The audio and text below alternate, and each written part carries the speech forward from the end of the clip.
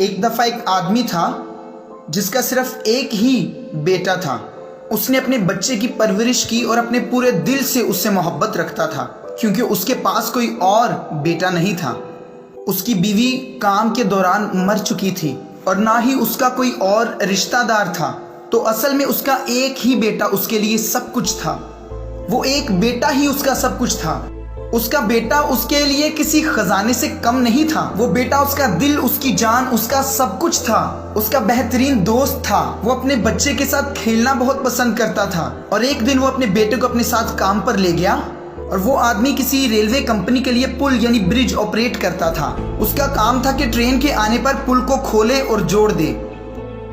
और हत्ता कि वो खुद काम करने में मसरूफ था, लेकिन उसकी आंखें उसके बेटे पर लगी रहती थी। उसने अपने बेटे को दरिया के पास मछली पकड़ते हुए देखा, तो उसने सोचा कि मैं क्यों ना मशीनों को चेक कर लूं एक बार कि वो ठीक से तो काम कर रही हैं। और जब वो चेक कर रहा था तो उसने ट्रेन के आने की आवाज़ सुनी और वो ट्रेन मुकर्ररा वक्त से पहले आ गई और रेड लाइट होने के बावजूद वो रुकी ही नहीं। और उस आदमी ने पुल को जोड़ना था और जब उसने इधर उधर देखा तो उसको उसका बेटा नजर ही ना आया। उसने कहा, मेरा बेटा कहाँ गया? और जब उसने दूसरी तरफ देखा तो उसका बेटा पुल के सामान के साथ खेल रहा था और फिर अचानक ही उसका बेटा गिर गया। अब वो आदमी नहीं जानता कि मैं क्या करूं। वो एक अजीब सी उलझन में फंस गया। अब उसने ट्रेन में मौजूद हजारों लोगों में से और अपने बेटे में से किसी एक का चुनाव करना था। खुदा बाप को भी चुनाव करना था, इस दुनिया में मौजूद लोगों का या फिर उसके अपने इकलौते बेटे का। खुदा बाप भी कभी दुनिया की तरफ देखता, कभी अपने बेटे की तरफ देखता, कभी दुनिया की तरफ देखता, कभी अपने इकलौते बेटे की तरफ देखता था। और फिर खुदा बाप ने अपने इकलौते बेटे को छोड़ दिया, यानी यीशु मसीह जो कि सलीब पर था, और उसने दुनिया को चुना।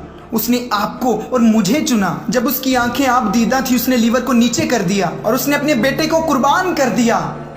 खुदा रो रहा था जब उसका बेटा दर्द से चिल्ला रहा था, ऐ मेरे खुदा, ऐ मेरे खुदा, तूने मुझे क्यों छोड़ दिया?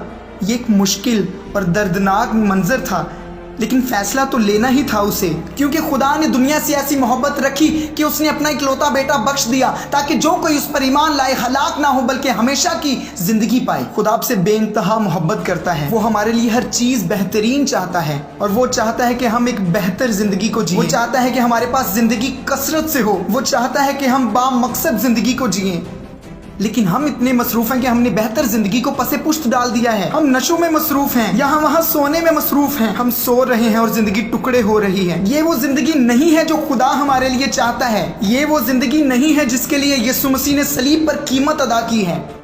मैं जानता हूँ कि दुश्मन ने आपको फरेब दिया है कि तुम्हारी तो कोई कदर ही नहीं है और यह कि तुम कुछ भी नहीं हो और ना कोई तुमसे मोहब्बत करता है, किसी को तुम्हारी कोई फिक्र नहीं है। लेकिन मैं आपको बताना चाहता हूँ कि ये सब झूठ है। खुदा आपसे प्यार करता है चाहे आप में कितने भी ऐब हों। खुदा प्यार करता है चाहे आपने गलतियां भी की हों। खुदा प्यार करता है आपसे चाहे आपने गुनाह किया है या आप बेदीन हैं।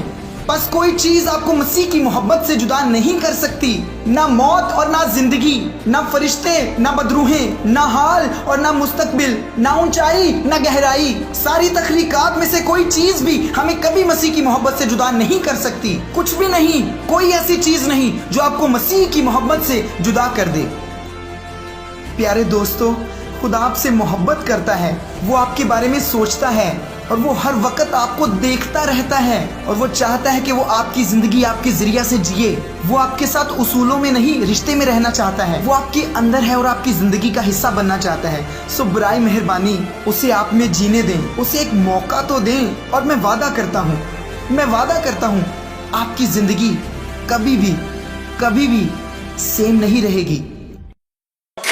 Of lawlessness fell on Jesus. He exhausted all of God's judgment and cried, "It is